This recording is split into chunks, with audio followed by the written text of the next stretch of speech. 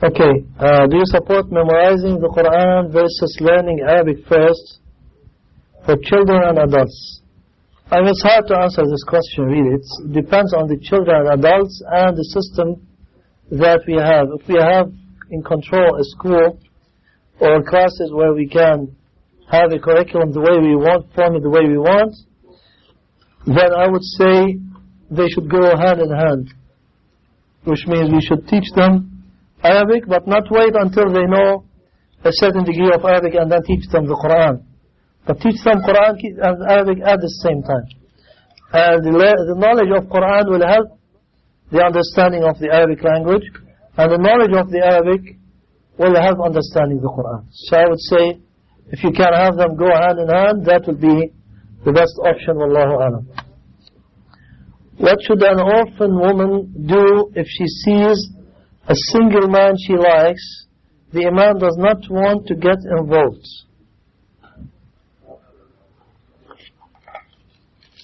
That is answered in my book that will be available next week. It's not here yet.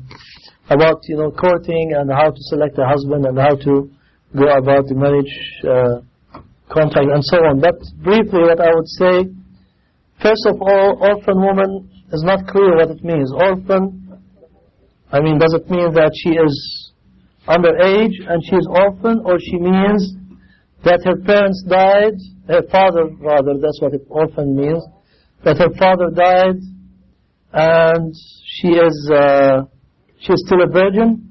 That is normally what the Shari'i definition of orphan woman. A woman whose father died and she is still a virgin, she has not married yet.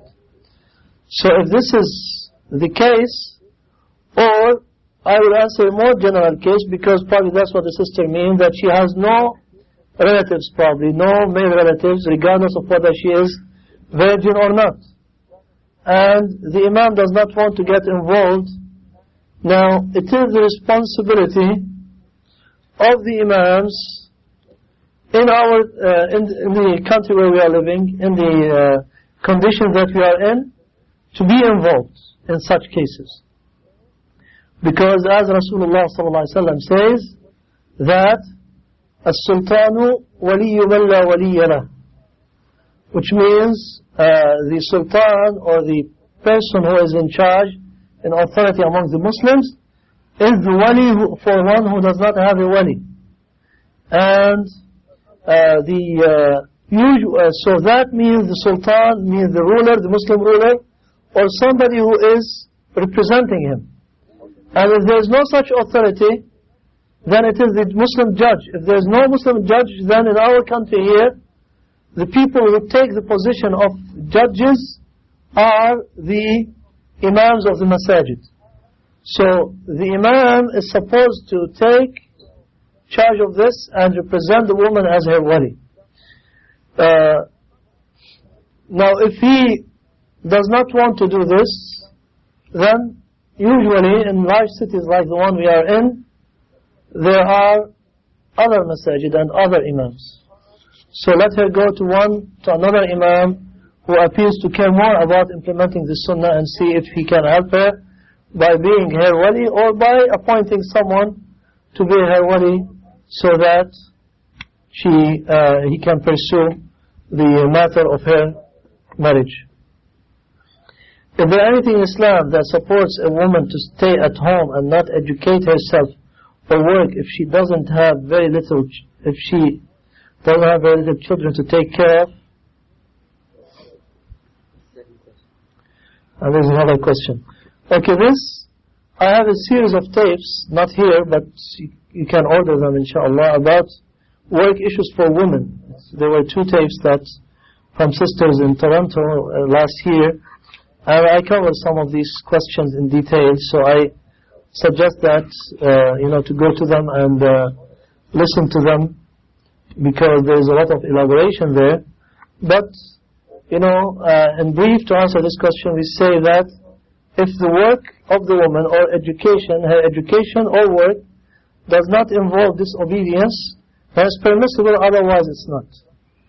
And usually, in most cases it does, so she has to be very careful. even for brothers, sometimes their work or education involves a lot of obedience, and therefore they should avoid that or look for an alternative.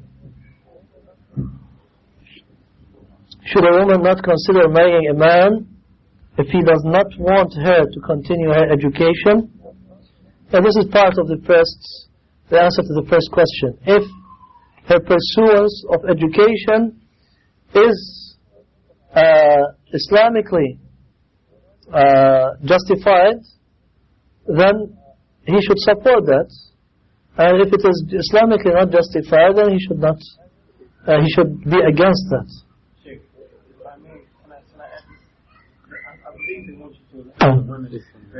Yeah, that's what I said in general, and as I said, the details are in the tapes that I referred to. But yeah, it is true that in the American universities and most universities in the world, there is mixing, and if she will be studying under such kind of environment, then it is not allowed for her to be there, not even for the man. But if mixing is eliminated in different ways, such as she goes in full hijab as well as veil, face, niqab, then in that case she is separated from the others. But also she wants to separate the others from her. So she sits in a secluded area with maybe amongst some other women or sisters. Then in that case she may apply certain level of segregation from the other, a good level of segregation, I would say, from the other people who are present in the lecture rooms. But maybe in most cases this is not possible. And also the education could be, for example, in such places as the American Open University, where she studies by correspondence, or there are some other correspondence institutes, Islamic and secular. So that's why, so the question is general, then the answer would be general. And the same for men. I mean, a man who wants to study at the university, he should not go to a mixed environment where he has a girl sitting to his right and to his left and behind and in front, and he is chatting with them and laughing with them all the time. He should be similarly seclude himself, sit in a place by himself, avoid women-dominated classes like journalism and accounting and things like that. Sit by himself in a secluded corner, go attend the class and leave right away without allowing mixture in the cafeteria, in the hallways, etc., exchanging jokes and remarks and things like that. And even that, if he cannot maintain a high level of separation, then also he is committing a sin by being in that place. Obligation of the 2 rakat for sitting in the masjid. Okay, you have something related? That's a related question. Okay. I want to know when a man proposes to a woman, how much is he permitted to see? That's in that book which is coming next week, inshallah. I don't want to get into it because I have a long discussion, including exchanging pictures, including internet courting, many other things. So it is best to read it there, inshallah. 2 rakat of Tahiyyat al-Masjid. According to the correct opinion, there are differences among the scholars, but I believe that they are obligatory. Because Rasulullah ﷺ said, whoever enters the masjid, let him not sit until he prays 2 rakat. And he even interrupted his khutbah. He was giving khutbah to tell a man who entered and sat down to stand up and pray these 2 rakat that he did not pray. He didn't do the khutbah. He was giving a khutbah when that man entered. And he asked him, did you pray 2 rakat? He said, no. He said, get up and pray 2 rakat. And then he said, when one of you enters the masjid, while the imam is giving khutbah, let him not sit down until he prays 2 rakat. وَلْيَتَجَوَّزْ فِيهِمَا, and let him make them short. So it is an obligation if you go to enter a masjid to pray 2 rakat. Wallahu a'lam. If a man pronounces a third divorce but made a mistake due to the argument in the divorce counted, and should the man and woman, well, what is not complete? Argument is the divorce counted, and should the man and woman part? Is the divorce counted? Yes, the divorce. And should the man and woman part? Okay, I don't know what kind of mistake he made. I mean, instead of saying I divorce you, he said I love you or something like that. I don't know. I mean, I don't know what mistake. I mean, this is not clear at all to me. So it depends on the mistake that he made. If he said, instead of I divorce you or my wife Safiya, he has two wives, one of them is Safiya and the other is Zainab, he said I divorce you my wife Zainab. Oops, I meant someone else. It's too late. That's a common mistake among the people in the West is that, I guess it's out of ignorance, the period is up. And of course that's wrong. That one they pronounce is wrong. Sure. And if another problem arises, they'll pronounce talaq, and then they'll take them back by having intercourse with them again before the period arises, and then they may do it again. Okay. Once that's just one talaq. Okay, maybe that's what they mean. Before I forget, I mean, related to divorce and having more than one wife, I just remember a joke mentioned by Ibn al-Jawzi rahimahullah in one of his books. He said that there was a man who had 4 wives, and how was it? Yeah, he had 4 wives, and he had argument with all of them. They were, screaming and yelling and so on. So the first one that started raising her voice, he said, I divorce you. The second one, I divorce you. The third, the fourth, so I divorced all 4 of them and at one time. So the wife of his neighbor, who was, she could hear from next door, she looked around and she said, don't you fear Allah divorcing 4 wives at one time? He said, and you two are divorced if your husband authorizes me. So her husband yelled from behind the door, I authorize you.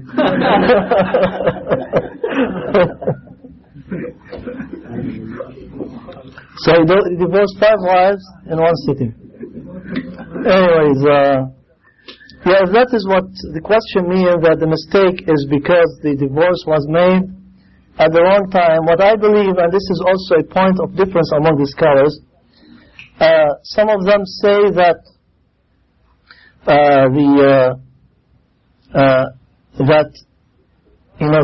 Sunni talaq, which means the talaq according to the Sunnah, which should take place after the woman had her period and without the man having intercourse with her. So that is when it is the correct time to pronounce the divorce, and that is what makes it, I don't want to get into the wisdom behind that, but there is a great wisdom from the Prophet ﷺ. Now this is the talaq according to Sunnah. And the bid'ah talaq, or the wrong talaq, is to pronounce the talaq at other times, like after he has intercourse with her, or during her menses. So, some scholars believe that this form that is mentioned in the hadith is a requirement for the validity of the talaq. And what I believe, Allahu A'lam, that it's not required. It is, if one does it, he would be committing a sin, like he divorced his wife during her menses. He would be committing a sin by that, but the divorce would still hold. So, if that's what she is saying, that he made a mistake due to an argument, I think she means if a man pronounces a third divorce but because of an argument made a wrong divorce, if that's what she means, is this counted? Which means he was angry and he pronounced a divorce. Maybe that's what she means.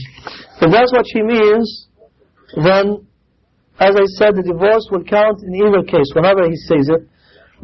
But And when Umar radiallahu anhu told his son to take back his wife, whom he divorced at the wrong time, there's no indication that he told him don't count that divorce. But as a punishment, he told him you did it wrong, so you have to take back your wife. So he forced him to take her back because he violated the sunnah of the Prophet sallallahu alaihi wasallam. So that's my understanding of that hadith and that report about Umar radiallahu anhu. In that case, this counts, but what may not count is that if the divorce was pronounced based on an argument that caused the man to be very angry. And I know, I had a case just recently where a brother, knocked on my door. And I opened the door and he and his wife stormed into my house. And he was saying, okay, Abu Abdullah, you and your son be witnesses that my wife is divorced. I said, well, it doesn't count. I mean, wait until you calm down a little bit. And he said, okay. And then, he calmed down and I told him, maybe 3 days later we can talk about it. And, now they're back together. But anyways, I'm saying that it doesn't count when it is under the influence of anger or any other enforcement. And anger is called or ighlaq, as the hadith calls it. Ighlaq means blocking the mind or closing the mind or forcing the person to do something beyond his will. So if this is the case, then the divorce doesn't count. But after saying all what I said, I would say that it is not right to ask me this question. After answering all this, it is not right to ask me why. Because now, whoever asks the question, whether it's a man or a woman, they will go and say, okay, based on what he said, we are divorced, or based on what he said, we are not divorced. And for me, I did not, I need to talk to both of them and see, I don't want to talk to them, I'm saying, in general, I need to talk to them and see the situation, where it took place, what they said exactly, why did they say it, and so on, and then see what are the surrounding circumstances, where they witnesses, and so on, and then make a judgment whether the divorce holds or not. And probably they have already done this with an imam, so they should not be asking somebody else. So this is not the kind of questions to be asked here. It is like, seems like a judgment kind of question, not a fatwa kind of question, and therefore be careful with it and don't take what I said as being a judgment in your regard. What is the general ruling on Muslims pursuing scientific endeavors requiring cruelty to animals, like testing on rats, rabbits, etc.? Is sacrificing these animals haram? Where is Qaisar? He left? Maybe he can answer the question. I mean, I'm sure he have asked this question so many times that he knows the answer by heart better than me. But if it is for this, I mean, I don't see anything wrong, because we have a question for you. It says, what is the general ruling on Muslims pursuing scientific endeavors requiring cruelty to animals, like testing on rats, rabbits, etc.? Is sacrificing these animals haram? You have asked these questions before, right? That's the conclusion you got to. Do you remember? We're putting you on the spot, right? I don't know. Better to say I don't know than anything. But you have been doing it, right? Do it every day, maybe. Not yet. No, but you do it in your studies? That was what? That's dead bodies. Dead bodies? Okay. Well, anyways, the intention Allah Azza wa Jalla has made taskhir, has subjugated these animals for us, mainly to eat them, but for any other matter of benefit for the people. And the important rule is that not to torture them for the sake of torture, rather to be as merciful to them as possible. As Allah Azza wa Jalla said that in regard to slaughtering, He said Allah has written or prescribed ihsan, doing things well in everything. So if one of you slaughters an animal, let him sharpen his knife and يُرِحْ ذَبِيحَةً, make his slaughtered animal, give it raha, or tranquility, which means do not torture it, give it comfort by giving it quick death. So the important thing is not to give an unnecessary suffering to the animals, but if the test is needed for the benefit of the human being, then it is something that Allah has permitted, and we may do it for Allah Ta'ala Alam. Next question. Please, could you clarify the following? There are some Muslims who say, only follow the Qur'an and do not read or be concerned with the Hadith and Sunnah, because Hadith are not as authentic as Qur'an. We may be confused, as only a scholar knows which Hadith is weak. The Qur'an is enough for the average person. Okay, we answered this earlier today, and there are some other points that are asked in its regard now, so inshallah we can deal with it. But unfortunately this is said, you may not believe that some Muslims would say this, but it is said by large numbers of Muslims. And I remember once I was with a number of brothers, and they said that they were sitting in a halqa of ta'aleem. So I sat with them, and then they started reading one hadith after the other, after the third, after the fourth, jumping from one page to the other, flipping back and forth, and reading non-stop. And many of the hadith that they read, I felt that they need some explanation, because they are not clearly obvious, the meaning is not clear to the people. So I tried interrupting once, twice, 3 times, and they did not listen to me, they kept going.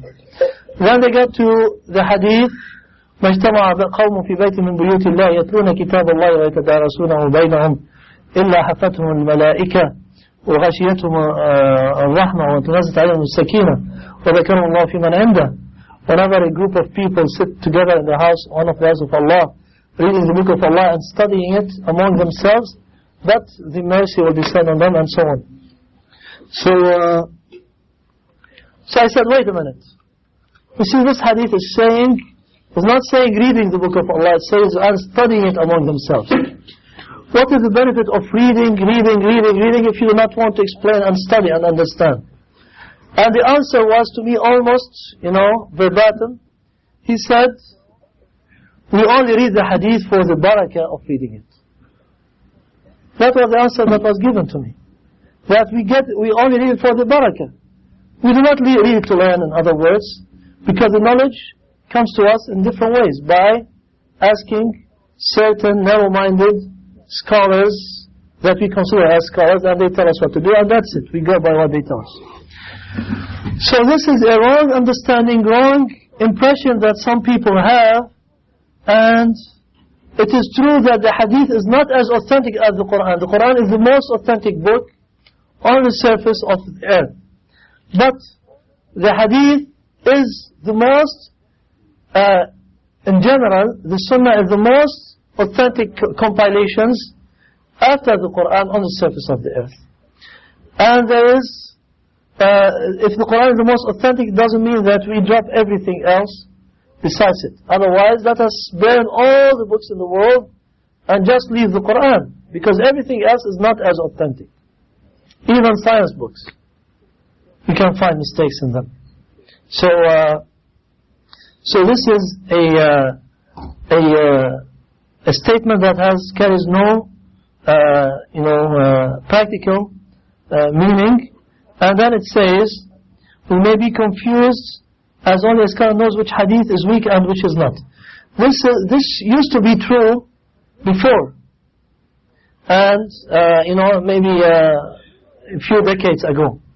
But now in our time, alhamdulillah, with the facilitation of Allah subhanahu wa ta'ala, there are so many books of hadith that have been done by these great scholars, led by al-Albani rahimahullah, in which they have segregated the authentic from the non-authentic. Before that we only had Bukhari and Muslim. Now we have Bukhari, Muslim and many other books of hadith in which we can know which is da'if and which is sahih. And there are many books that are being written that only rely on the authentic. So if you go to my books, for instance, I only bring the authentic hadith and I say in the footnote who compiled it and where it is being verified as being authentic. And if I bring a non-authentic hadith, it is just to tell the people or warn them against it, that be careful, this is a commonly stated or quoted hadith, but it is not authentic. So there are many books like this now, not only by me, I mean many. Alhamdulillah, about 10 years ago you could hardly find such books. Now there are dozens, if not more than 100 books that are in this, following this direction of relying only on authentic evidence. So we do not need a scholar to be with us 24 hours a day and so that we can ask him or her about every hadith that we read, whether it's authentic or not, because this work has been largely done and it is in books that are accessible to us and we can find the knowledge right away. And saying that the Qur'an is enough for the average person is not true, because as a simple example, tell me how we know how to pray in the Qur'an. Tell me the details of the prayer in the Qur'an. There is no place in the Qur'an where it says how to perform the prayer, how many rak'ah there are in a day and a night, how they are divided, what are the times of the prayer, what are the conditions for the prayer, what are you supposed to do before it, and during it, and after it, and so on. All of this, none of it is in the Qur'an. All what is in the Qur'an is أقم الصلاة. Allah Azza wa Jalla says. And He says, إن الصلاة كانت على المؤمنين كتابا موقوتا. أقم الصلاة, establish the prayer. أقيم الصلاة, establish the prayer in Jama'ah, for the Jama'ah, for the Aqim is for one person, Aqim for all, for a large number of people, 3 and more. So Allah has commanding us to establish the prayer, but how? If we do not refer to the hadith, we would not know how. And if we refer to some books, we find that they tell us how to establish the prayer according to certain views that have no basis or little or much basis in Sunnah, depending on the books. And if we go to a book like the Prophet's prayer described by al-Jibaly rahimahullah, he brings all the ahadith relevant to the prayer itself, from the beginning, from Allahu Akbar to Salamu Alaikum. And we find that we get a very good picture about how to pray from that book, because it is a compilation of hadith for the prayer. And similarly, you can apply similar reasoning to other aspects of our deen, that we need the books of hadith and maybe the explanations of them to teach us our deen. And the Qur'an alone is not enough, as has been indicated by many scholars through the ages. And I think, we had a brief overview of this earlier today in the first lecture. Imam al-Shafi'i rahimahullah indicates that the Sunnah is hakim ala al-Qur'an. It's like a judge over the Qur'an, the Sunnah, which means it explains the Qur'an. Without the Sunnah we cannot understand the Qur'an. And he indicates that the understanding of the Qur'an means to go by the Qur'an, the text of the Qur'an, the text of the Sunnah, and then after that comes the ijtihad, and based on that. So really this is a misunderstanding that, one should not accept or support, because it opposes the spirit of our deen. Anyone? Any questions from the floor? Okay, we'll take questions from the floor, inshallah. I just have one question. I was talking to a brother who had some dhikr beats, who had some beats, and I was telling him that there's no evidence to use them dhikr beats. And he referred to some hadith he said about Abu Huraira doing these things with stones and something of that nature. And I just left him alone. Okay.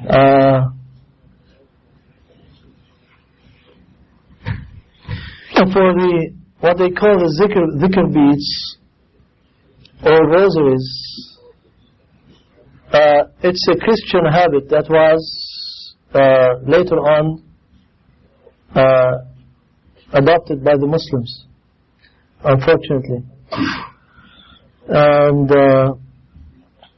there is no proof at all from the Sunnah to support that. Rather, there is proof against.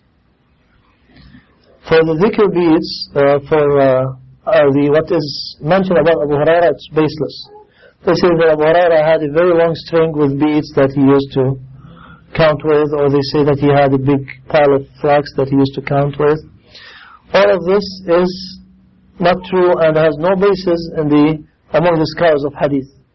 And usually what they do bring to prove the permission of using the dhikr beads is that once Rasulullah sallallahu alaihi wasallam was passed by a woman, and they say probably she's one of the mothers of the believers, and she was counting tasbih with little pebbles in front of her. So he left her and he came back and he found her still doing that. And he taught her a dhikr that he said, if you would have done this instead, that would have been better than what you have been doing all this time. So they say, based on this, the Prophet ﷺ did not prohibit her from counting with the pebbles. But rather, it seems that he approved it. So this shows that it is permissible to count with the beads or with anything else that helps you count. But, there's something better that he taught her, better than the dhikr that she was saying. Now this hadith also is not well-founded, or it's baseless. It's unauthentic in according to the scholars of hadith. And the authentic hadith says that, and I'm not sure if it's in Bukhari, probably it's in Bukhari and Muslim, it says that Rasulullah ﷺ passed by his wife, or left his wife Juwayriyah radiallahu anha, while she was sitting after the morning prayer making dhikr, making tasbih and dhikr, dua, etc. And there's no mention at all of pebbles or anything. So he left her and went to do some of his affairs and so on. And then he came back some time later. 1 hour, 2 hours, Allahu Alam, how long later. And he found her still sitting and making this dhikr. So he said, are you still in the same sitting that I left you on when I went? She said, yes. He said, I have said during that time 4 things that if you weigh them against what you said, they will weigh much heavier. And what are these things? Subhanallahi arada khalqih, Subhanallahi rida nafsih, Subhanallahi zinata arshih, Subhanallahi midada kalimatih. 3 times each. These 4 statements, 3 times each. He said, this is more important than what you have been saying all this time. So this hadith, there is no mention of pebbles or anything else. So there is no authentic hadith or report from the Sahaba radiallahu anhum supporting using beads or pebbles or anything else for counting dhikr. The only authentic, and Shaykh Albani rahimahullah, I'm not sure where exactly in his book, but it's in the first part of Silsilat al-Ahadith al-Da'ifa. The first part, because so far 5 have been published, and probably 2 more are being published, so maybe that will make 7. But in the first one of that series, of the unauthentic hadith, I'm not sure what the number of the hadith, it's near the beginning, among the first 100 or maybe even the first 50 of the hadith, he brings some of those reports, and he has a long refutation against people who use dhikr, beads. And he refutes Abdullah al-Habashi, because Abdullah al-Habashi tried to support that it is recommended and it is sunnah, and he showed that that's not true, because this hadith that he is referring to is baseless, is unauthentic, and so on. So if you have access to that book, or you know somebody who has access to it, that would be your best reference in regard to dhikr beats, sorry. Now, as I said, in addition, there is something against using the dhikr beats in the Sunnah. First of all, what has been reported from the Prophet ﷺ is that when he made dhikr before going to sleep, كان يعقد التسبيح بيمينه. He used to knot or tie the tasbih with his right hand. So he would count on his right hand, the tasbih. Okay, so that tells that there is the sunnah way of tasbih is to count on your right hand. And the second thing that is against it is what happened between Ibn Mas'ud and those people who end up being al-Khawarij when they were in the masjid in Al-Kufa, where he found them sitting in circles with a man in the middle of each circle, distributing pebbles to the people in the circle and saying, say Subhanallah so many times, say Alhamdulillah so many times, say La ilaha illallah so many times, and so on. So Ibn Mas'ud was very angry. And he said, you are either, I think we mentioned part of his response to those people. He said, you either are better than the companions of Muhammad sallallahu alaihi wasallam, or you are starting or opening the gate to a misguidance, or that you are holding to the tail of misguidance. And he said many other things that there is no time to go over them, but he considered their action in general as being a bid'ah, and that included counting the dhikr with the pebbles and somebody telling the people how many times to make dhikr as well. So dhikr should be left to the individual in accordance with the numbers that are mentioned in the sunnah, and usually the numbers mentioned in the sunnah do not exceed 100 for any form of dhikr. So that is the best to abide with, and Allah Ta'ala A'lam knows best. Wa sallallahu ala Muhammad wa sallam. Welcome, Shaw. No? Sir, waqt? Ma adri. Because according to the program they have until 9:15, but I don't know. Is it time? So it's time already? Okay, so we stop here, inshallah. هذا سبحانك اللهم وبحمدك أشهد أن لا إله إلا أنت أستغفرك وأتوب إليك. Can give us an inshallah.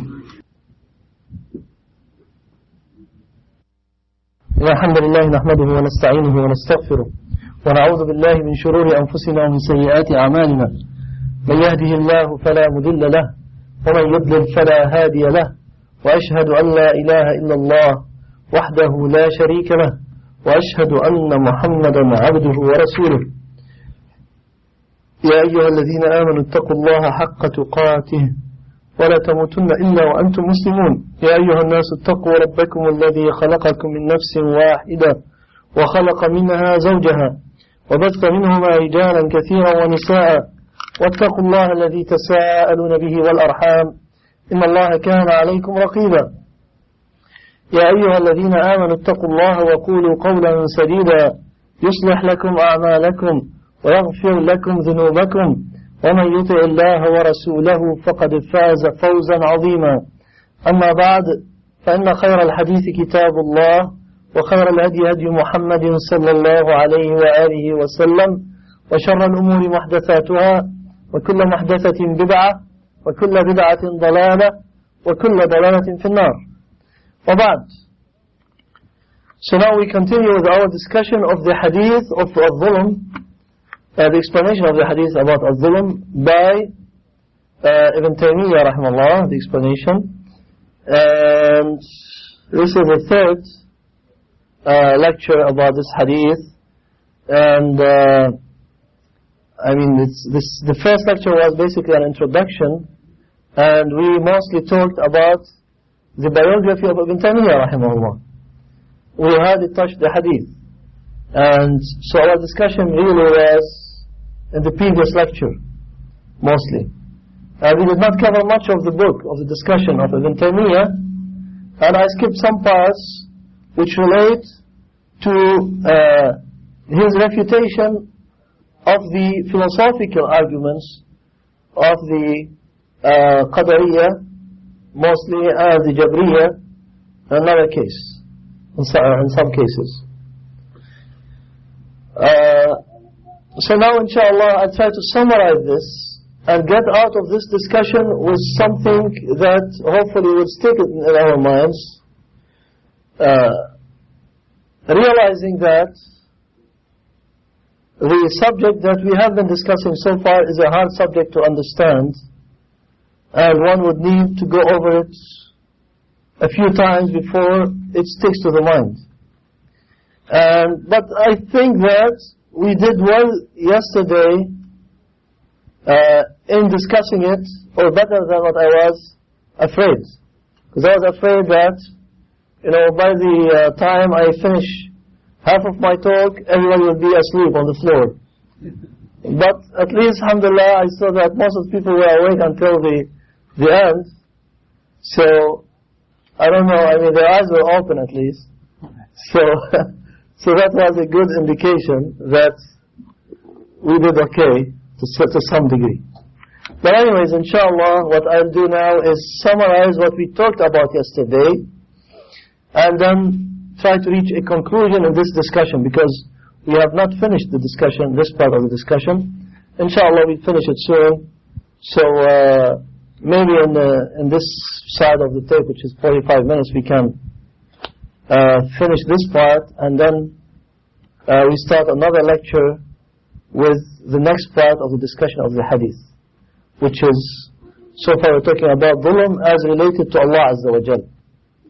And later on we will talk about dhulm as related to the people, and things that follow that in the Hadith. So I start by saying that the way that Ibn Taymiyyah started in explaining this Hadith is by saying that the Hadith, يا عبادي إني حرمت الظلم على نفسي. So this is saying in Arabic, حرمت الظلم على نفسي. Okay, which means in English prohibited dhulm, injustice, upon myself. Ibn Taymiyyah said that this thing involves two major issues, and these major issues have branches that need to be discussed. And yesterday our discussion was about the first of these two major issues. What are the major issues? The first one is, what is this dhulm, injustice, that Allah prohibited? So this is number one, the injustice, defining this injustice, and that the people have differed in its definition. What is the dhulm that Allah made it prohibited on Himself? And the other issue is the prohibition itself, and that we did not get to discuss it yet, and inshallah our discussion of it will be brief. But these are the two issues that we are so far dealing with. So the first part, which is what is dhulm, we saw that people differ. So, and that relates to the understanding of al-qadar. We saw that because of their misunderstanding of the qadar, the people think that inshallah we see some. I'll give you some of his Ibn Taymiyyah's wordings and some of his quotations in this regard. But some people get confused, and they think that when a person commits dhulm, which means when we human beings act in a wrong way, that is dhulm. They think that this means that Allah committed dhulm, and Allah cannot commit dhulm. So there's a contradiction here in their minds. But, so to come out of this contradiction, some of them say, no, but everything in this world belongs to Allah. And He is free, He has free will to do whatever He wants. So nothing that He does is a dhulm. So by that, they make it as if Allah Azza wa Jal is saying in this hadith or in some other ayat of the Qur'an where He says that He hates dhulm and so on and He will not make dhulm, as if He is saying something which is meaningless. As if He is talking nonsense. As if He is saying, I do not do something that anyway it is not there. I will not do dhulm, but actually whatever I do is not dhulm. So why would He say this? Doesn't make sense. And others said other things, like this is the muthbita, we said, who say such a thing. Those who are against al-Qadariyah. Al-Qadariyah on the other hand, and both of them sometimes are called Qadariyah, Nafiya, or the denying Qadariyah are the ones who said no. Whatever we do, Allah Azza wa Jalla has no hand in it. He has no will to make us do or to prevent us from doing the actions, and He does not create our actions. So this is Al-Qadariyah Nafiya, the denying Qadariyah, the worst people of Qadariyah. It is like they make another creator or other creators besides Allah. Al-Jabriyah on the other hand, Al-Qadariyah Al-Jabriyah are the ones who say that we are forced to do what we do. And therefore, they accept dhulm because it's something that comes from Allah and we all belong to Allah. We are all under His control and there's no dhulm in whatever He does. So all of this is wrong, as Ibn Taymiyyah said, and this was the center of our discussion, or what our discussion was all about yesterday. And now we try to wrap it up to some degree. He says, Ibn Taymiyyah, وَبِهَذَا يَتَبَيَّنُ الْقَوْلُ الْمُتَوَسِّطِ. Thus we conclude or we understand, or the middle, intermediate position becomes clear. Which is that dhulm that Allah prohibited for His servants, on Himself, is the following. This is the point that we ended yesterday. It is that He would leave off or discard the good deeds of a good doer, one who does good deeds, and would not give him rewards for them. That is dhulm. Or punish an innocent person for some sins that he did not commit. And punish one person because of the sins that someone else has committed. Like, somebody has two kids, and one of them, let's say, breaks a cup. So he goes to the other one and he hits him. And he says, but I didn't do it. He says, yes, but I want to hit you. I feel like hitting you. You are my son. So the child will feel that he has been oppressed by that. There is injustice there. I think you still need to reduce it just a tiny bit. Doesn't work. So this is the law also, أو يحكم بين الناس بغير القسط, or that one would judge among people without justice. That is also ظلم. ونحو ذلك من الأفعال التي ينزه الرب لقسطه وعدله وهو قادر عليها, or similar other types of actions that the Lord subhanahu wa ta'ala is exalted above doing any of them, because He is just and fair, even though He is able to do that. He is able to do injustice, but He does not do it, and He decreed that it will not be happening from Him. وإنما استحق الحمد والثناء لأنه ترك هذا الظلم وهو قادر عليه. And He only deserves to be praised, subhanahu wa ta'ala, in this regard. Why? Because He left off zulm. He does not do zulm, injustice, even though He is able to. Even though He is able to. So that is what makes Him deserve praise in this regard.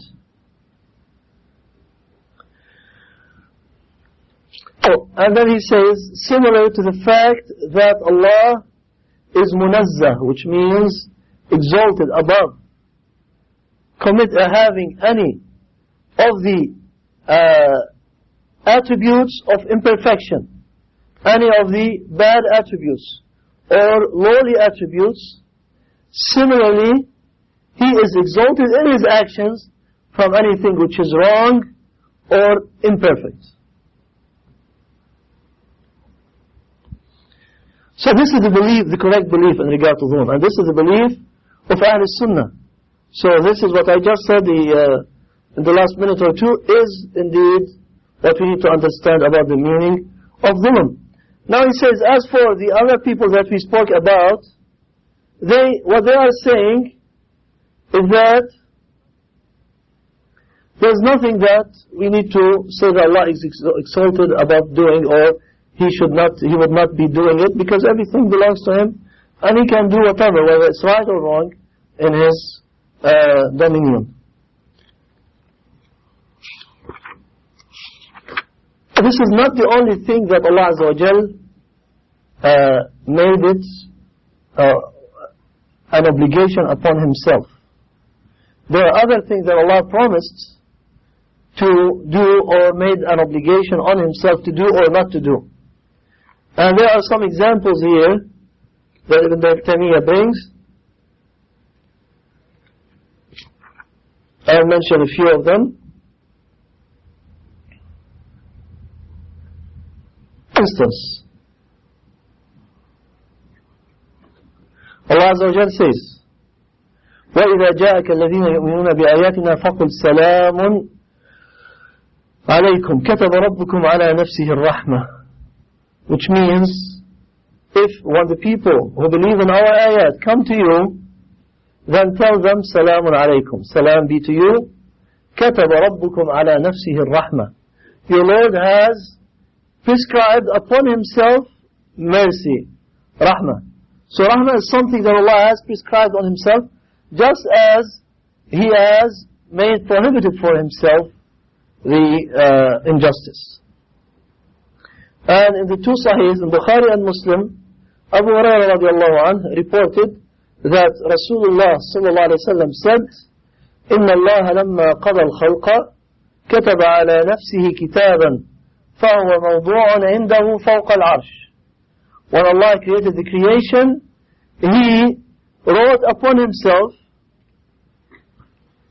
a record, which means that He gave a promise upon Himself, and this is with Him over the throne, this book or this thing that He wrote, which is إِنَّ رَحْمَتِي تَغْلِبُ غَضَبِي, that my mercy overcomes my wrath or my anger.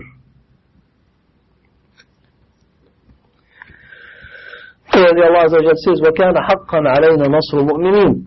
It is a right upon us to give victory to the believers. It's something that Allah made a right upon Him, and nobody can force Him to do anything. But Allah Azza wa Jal makes a right upon Him, or requires from Himself things that are the qualities of perfection, or that are actions of perfection rather. And Rasulullah sallallahu alaihi wasallam said in the authentic hadith, which is recorded also by Bukhari and Muslim as well as others, he said to Mu'adh, Ya Mu'adh, أتدري ما حق الله على عباده?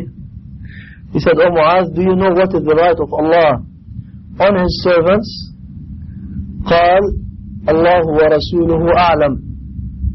He said, Allah and His Messenger know best or better.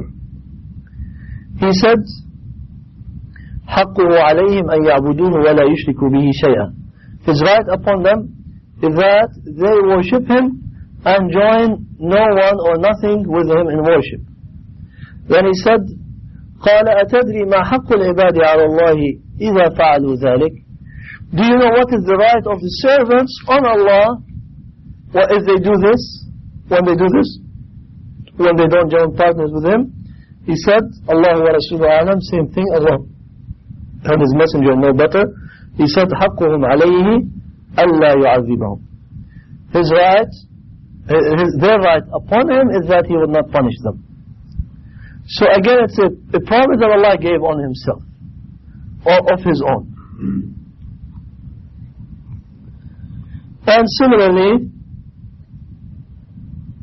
He said, وَلَوْلَا كَلِمَةٌ سَبَقَتْ مِنْ رَبِّكَ. Had it not been for a promise that proceeded from your Lord. So Allah made a promise, and Allah fulfills His promises. And He's saying, لَأَمْلَأَنَّ جَهَنَّمْ. He promised, I will fill Jahannam from you and from those who follow you. And He's saying, وَلَنُهْلِكَنَّ الظَّالِمِينَ.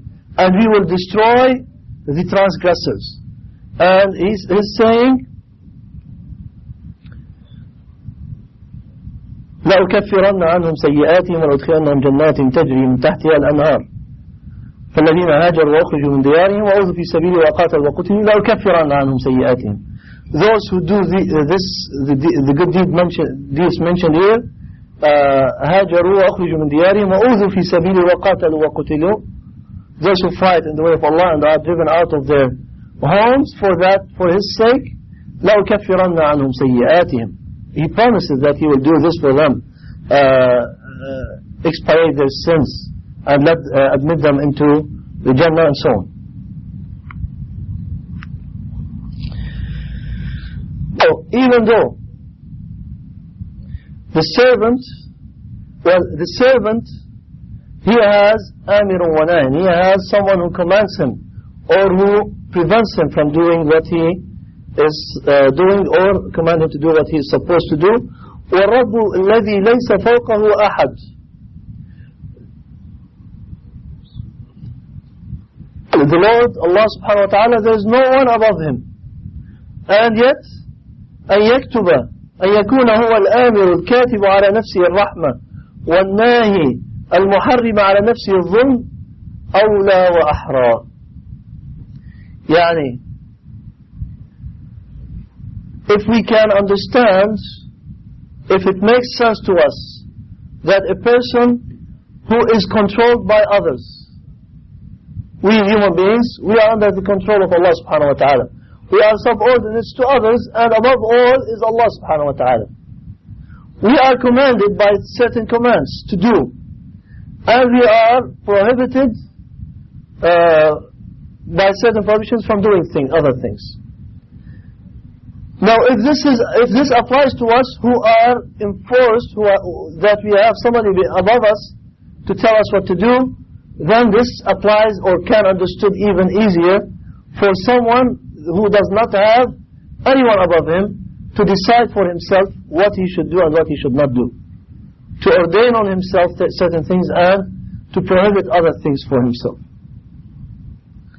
And when he prescribes something, and this is important to understand, when he prescribes something, when he makes kataba rabbukum ala nafsi ar-rahmah, your Lord has written rahmah on Himself. When He writes something on Himself, when He prescribes something for Himself, you have to understand that this means that He loves this thing and He wills it. He loves rahmah and He wills for it to be. Okay? محبته وإرادته يستلزم محبته وإرادته. And on the other hand, when He prohibits something on Himself, that means that He hates and dislikes that thing. And when He wills for something to be, it will be. When He wills, when He hates something, when He loves something, it will happen for sure. When He hates something, it will not happen for sure. And here where we get to the place of confusion between people, and we pointed out some of this a little earlier. Which means, in other words, why then, if Allah loves justice and hates injustice, why do we see injustice in the world? If what we are saying is that what Allah loves will happen, and what He does not love will not happen. But we do see injustice in the world, right? And as I said earlier, that's what led many people to confusion. Now, the explanation is that what we do, what the people do, even though it is often acts of injustice, on the overall, it is not against the overall justice of Allah subhanahu wa ta'ala. And there will be a little more discussion of this. فَأَمَّا مَا يُحِبُّهُ وَمَا يُبْغِضُهُ مِنْ أَفْعَالِ عِبَادِهِ فَذَلِكَ نَوْعٌ آخَرُ. What Allah loves or hates from the actions of His servants is something else. So if He loves something for Himself or hates something for Himself, He will do what He loves and He will not do what He does not love, subhanahu wa ta'ala, for sure. But for His servant, the same does not apply. He may love something for them that they do, but they do not do. And vice versa. فَفَرْقٌ بَيْنَ فَعْلِهِ هُوَ وَبَيْنَ مَا هُوَ مَفْعُولٌ مَخْلُوقٌ لَهُ. So there is difference between the two acts, His act and the act of His servants. وَلَيْسَ فِي مَخْلُوقِهِ مَا هُوَ ظُلْمٌ مِّنْهِ. And there is nothing that His creatures, His creation do that is injustice from Him subhanahu wa ta'ala. وَإِنْ كَانَ بِالنِّسْبَةِ إِلَى فَاعِلِهِ الَّذِي هُوَ الْإِنسَانُ وَظُلْمٌ. Even though for the person who does it is a dhulm in itself. Like I commit a sin, right? This is dhulm, either for me, for myself alone, or for myself and others with me. I do injustice towards them. But this, my action, my sinning, is not injustice from Allah subhanahu wa ta'ala. Why? Because it's part of the overall plan of Allah subhanahu wa ta'ala that involves somebody doing injustice here and he will be punished for it, so that makes it justice in the actions of Allah. And somebody does injustice here, that will be a retaliation for injustice of another person, and he will be punished for it, but also Allah by that is punishing the other person who committed injustice, and so on. So there is an overall major plan, intricate plan, that it is impossible for anyone, any human being to understand it. Only Allah knows its details. And it's based on His perfect wisdom subhanahu wa ta'ala.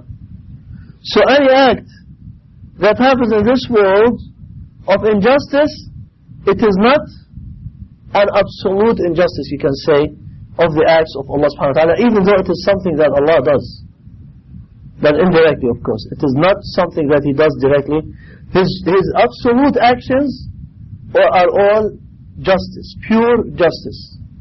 And as I sometimes give example about this, a simplified example is, let's assume that we have a painter made a painting. Somebody has already done this here on the board with a permanent marker. So the painter has a very nice painting. Let's say it's one of the top paintings in the world, and it is put in the greatest museums and so on. Now this painting, he uses in it all different colors, as they usually do. So he uses red, white, blue, etc., all different colors. So he has drawn whatever, this. Now I'm putting this great painting here on the board. It's a waste, unfortunately. We cannot preserve it and sell it to museums, but inshallah, hopefully at least it will give you the idea of what I'm saying. So we have this painting, and it's best to think about it now that we are in the computer times, to think about it as being made of pixels. You know what pixels are, right? These small squares that are so tiny that usually you cannot see them, but that's what forms a picture on the screen. It's made up of small squares, small tiny squares, and you put them together and they form the full picture. So this drawing, if you go at the microscopic level, let's say, if you go very closely to it, you find that it's made of small squares. And some of these squares are probably black. Some of them are white. Some of them may have a half color, like part of them are black and part is white or blue or some other color. Okay? So let's say some person is looking close at this. He increased the resolution so much that he is looking very closely at some of these pixels. And he says, Subhanallah, what kind of picture is this? Why does the painter use black? Black is a color that means darkness, means gloom, means etc. I don't like black. I like other colors. He should not be using black. Okay? So, to say that will be, crazy, right? We say it's crazy because this black is needed to make the full picture. You cannot make a full picture without black. And we know from the color combination that black is one of the main colors in the spectrum. So you cannot form other colors without using black or without using white. So to say about one pixel that why is it black, that means that the picture is not good, that the one who drew it is not a good painter, that is a misunderstanding of what is the meaning of pictures and how pictures are made and how colors are mixed and so on. So people do the same when they look at some incident that takes place in the world and they say, why did this crime take place? Why did that murder, why did a person murder a 7-year-old girl? That's merciless. Where is the Creator, the Lord subhanahu wa ta'ala, who is in control of the world to stop such a criminal act from happening? So when they say this, they see only the black color in that pixel, not realizing that this is part of a full picture. And the picture as a whole is a very beautiful and great picture. So similarly, I hope that gives you the idea what it is. That when we see some injustice in the world, in some areas, that doesn't mean that the overall act or actions of Allah subhanahu wa ta'ala have injustice in them. No, they have absolute justice. Even though at small scale there may appear to be some injustice in the actions of the people.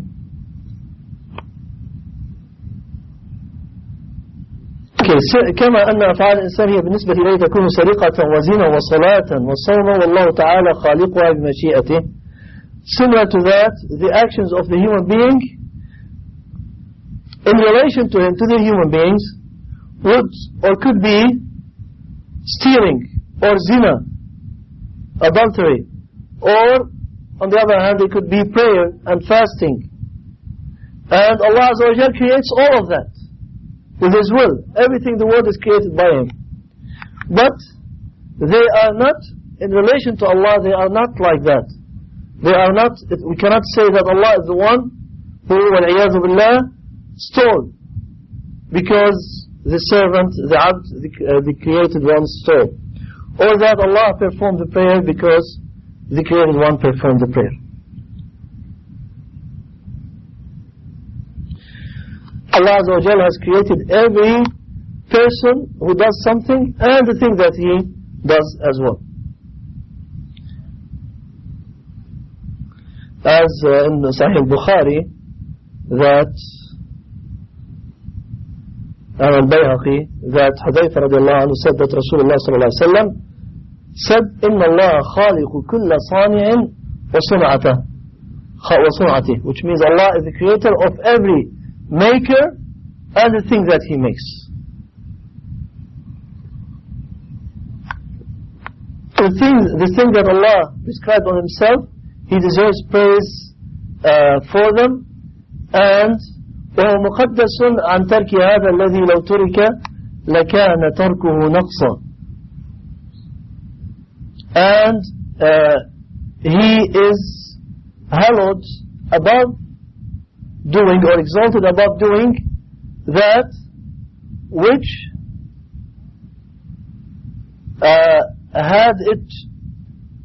would it be left off, leaving it off would be imperfection. In other words, He will certainly do things that are actions of perfection and will not do things that are acts of imperfection or lowly acts, as we said earlier. But the rest is probably going around, beating around the same bush, going around the same meanings from other aspects to just refute the sayings of al-Qadariyah and al-Mu'tazila. And this probably gives an idea also about what kind of things Ibn Taymiyyah rahimahullah had to deal with when he refuted the sayings of Ahl al-Kalam, the people of Kalam, the people who based their beliefs on philosophical arguments. How much trouble he had to go through, and how well versed he is in their arguments. Because he brings their arguments from different aspects, with different colors, with different forms. And he tells you every single thing that they would possibly say, and then he refutes it. He breaks it down. He shows that it is nothing. It's worthless. Rahmatullahi alayhi. And he gets after that into showing how this is related to Kalam. Because as you know probably, the fitna of Imam Ahmad, the thing that Imam Ahmad was tried for, and he was imprisoned, the main thing was whether Allah created whether the speech of Allah, Kalamullah, whether it's created or it is uncreated. It is something like a quality that is inherent in him, or it is something created by him.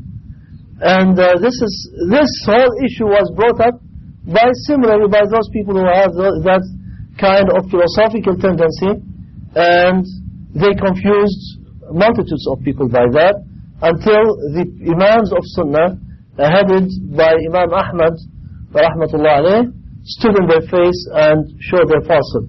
So the Taymiyyah here eventually gets into, and this shows you the deep knowledge and expertise that he had in these kind of debates.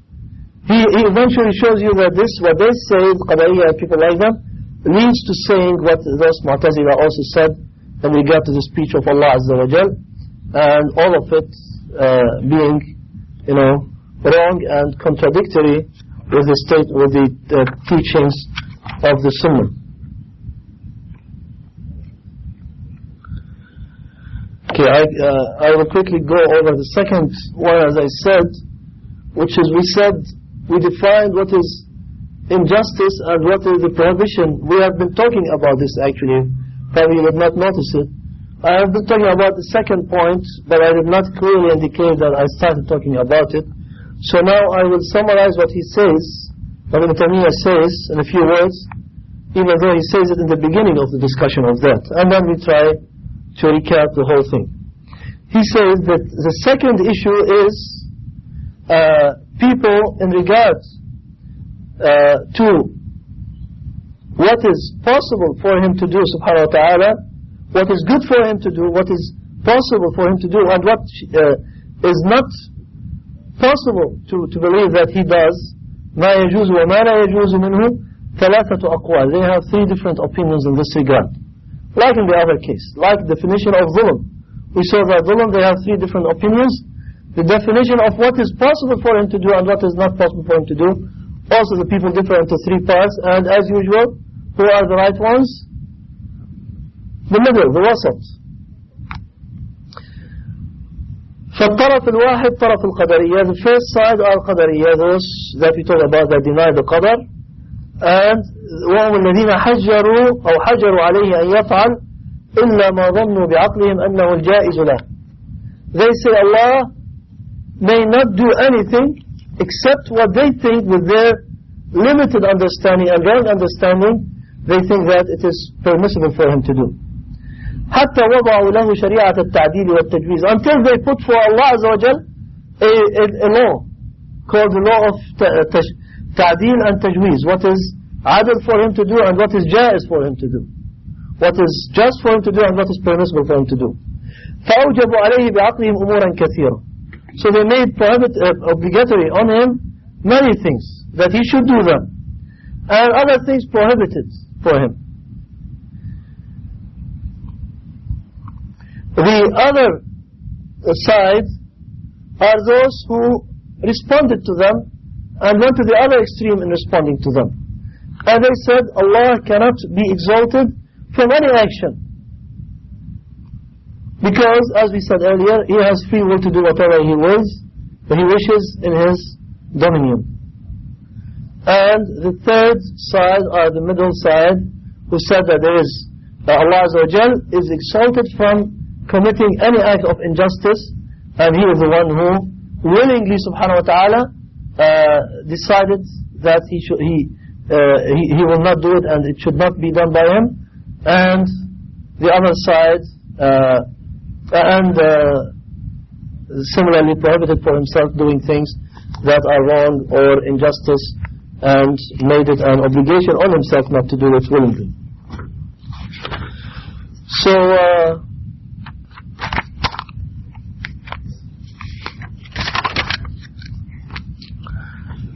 So now we are done with this first part of the hadith. يا عبادي إني حرمت الظلم على نفسي. حرمت الظلم على نفسي. I made dhulm prohibited on myself. And we said that dhulm or injustice is any act of injustice that involves taking the right from one person and giving it to another person, or from one entity and giving it to another entity, or giving a person, punishing a person unfairly, punishing a person for the sin that somebody else committed, or taking away from the good that a person did, and not, rewarding him for it, and so on. So these kinds of injustice or atrocity are not applicable to Allah. That is dhulm. He prohibited that for himself, and prohibiting them is a real meaning. It means it's a real thing. It is not something that he said without meaning, because he can do whatever he wants with his kingdom or with his dominion, but it is something real, that he prohibited certain things even though he is capable of doing them, and he made obligation on himself to do other things willingly as well, subhanahu wa ta'ala, as he made rahmah or mercy and obligation on him. كتب ربكم على نفسه الرحمة. So this is the first part of the hadith. يا عبادي إني حرمت الظلم على نفسي.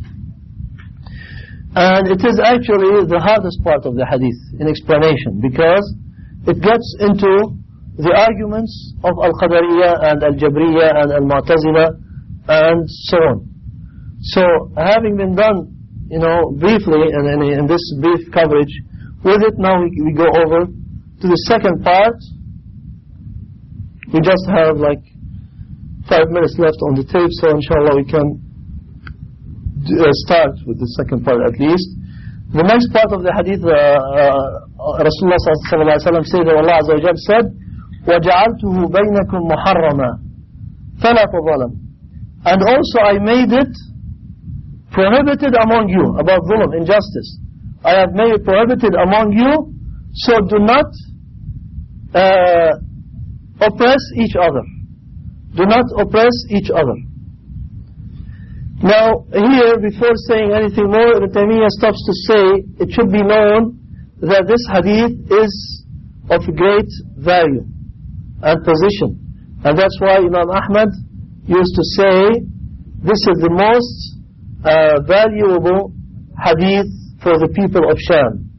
And Abu Idris al-Khawlani is one of the Tabi'een, and he is the one who narrated the hadith from Abu Hurairah, from Abu Dharr radiyallahu anhu. Abu Idris كان إذا حدث به جثى على ركبتيه. When he tells the people this hadith, he would kneel on his knees. So he would not, out of respect for the importance and value of this hadith, he would kneel on his knees. And the reporter of this hadith is Abu Dharr radiyallahu anhu, who the Prophet ﷺ said about him that there is no one on earth who is more truthful than him. He said, ما أضلت الخضراء ولا أقلت الغبراء أصدق من أبي ذر. This hadith recorded by Tirmidhi, and it is Hasan. It means that there is no one on the surface of the earth who is more truthful than him, than Abu Dharr. And it is of the Ilahi hadith, which means Qudsi hadith, that is hadith that the Prophet ﷺ reports from Allah subhanahu wa ta'ala. وأخبر أنها من كلام الله تعالى وإن لم تكن قرآنا. And he tells us that this is a statement from Allah, even though it is not a Qur'an. It is not part of the Qur'an. And there are people who have compiled compilations about the Qudsi Hadith. This Hadith has included great important rules for the religion, and in the actions, and the foundations, and the branches. The first part of it, that we covered already, حَرَّمْتُ الظُّلْمَ عَلَى نَفْسِي, includes the majority of the matters of relating to sifat, the attributes of Allah Azza wa Jal, and the qadar, if they are given their due right of explanation. That's what he's saying. And we all spoke briefly about that. So indeed, if you think, and we really talked very briefly, he spoke briefly, we spoke even more briefly about this first part, but this really covers the full understanding of the attributes of Allah, as well as the actions of Allah subhanahu wa ta'ala, which come immediately into the understanding of the qadar. So if one understands this, al-qadar becomes to him a piece of cake, as they say. Easy understanding. And this is all covered by just this statement, حَرَّمْتُ الظُّلْمَ عَلَى نَفْسِي. This is interesting that actually this part that we just went over should have been in the beginning of the explanation. It's like some parts of sometimes these, when the nusakh write things, the scribes, when they used to write things, sometimes they mix the pages, so some things come to the front, some things go to the back, and so on. So probably this part should have been in the very beginning of the book. And that's what I have done in Risalat Tabukiyya, my translation for Risalat Tabukiyya, the magnificent journey. I found places where, especially near the end of the book, where it doesn't make sense to keep them the way they were. Because Ibn Qayyim is saying something and then he jumps to something totally different. And then he speaks about that thing that he was talking about at first without any, logical connection between the statements. So I changed the order so that the related text comes next to each other, and then that other text in between, which seems to be more suitable as a conclusion, goes later on. So this happens, and if I were to translate this book, I would put this in the very beginning of the explanation of Ibn Taymiyyah, not here in the middle. Now he's saying, وَجَعَلْتُهُ بَيْنَكُمْ مُحَرَّمًا فَلَا تَظَالَمُوا, and I have made it prohibited among you, so do not oppress each other. فَإِنَّهَا تَجْمَعُ الدِّينَ كُلَّهُ, this encompasses all of the deen, all of the practical deen, that is. This first part encompasses all of the aqidah in Allah, and this second part, وَجَعَلْتُ بَيْنَكُمْ مُحَرَّمًا فَلَا تَظَالَمُوا, covers all of the practices of the deen. In these few words from Allah subhanahu wa ta'ala and His Messenger sallallahu alayhi wa sallam. فَإِنَّ مَا نَهَى اللَّهُ عَنْهُ رَاجِعًا إِلَى الظُّلْمِ وَكُلُّ مَا أَمَرَ بِهِ رَاجِعًا إِلَى الْعَبْدِ